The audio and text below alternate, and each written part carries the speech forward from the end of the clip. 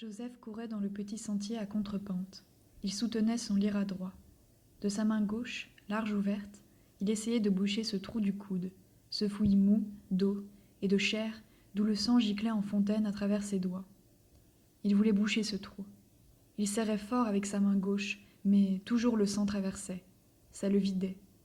Il lui semblait que l'air entrait en lui par ce trou, qu'il n'était plus entier, et bien fermé au milieu de l'air mauvais, mais que déjà tout cet extérieur de terre bouleversée, de feu, de poudre et de sang, tout ça commençait à entrer en lui.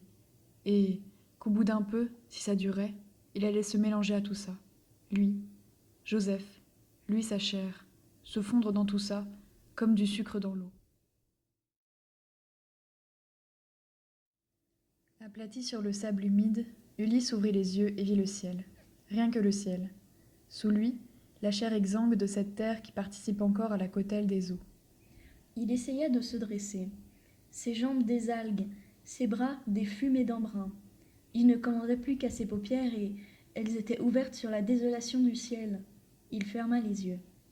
Le désespoir se mit à lui manger le foie.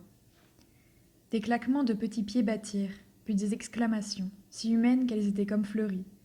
Les voix voltaient au-dessus de son corps. Sa peau entendait la tiédeur de ce souffle qui pétrissait la langue. Il releva un peu ses paupières. Il était entouré par un cercle de jambes nues. Le jour tombait peu à peu. Il marchait dans le lit glacé d'un écoulement de névé. Parfois le bout fragile d'une longue barbe de lichen frôlait leurs joues.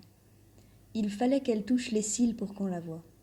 Et dès qu'elle avait passé contre la joue, elle disparaissait. Plus rien.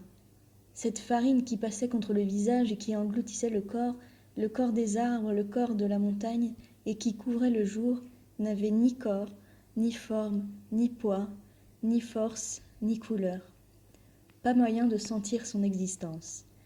Et pourtant, il n'y avait plus que ça. Saint Jean fronça la peau de son front pour savoir qu'il y avait encore de la peau sur l'os du crâne.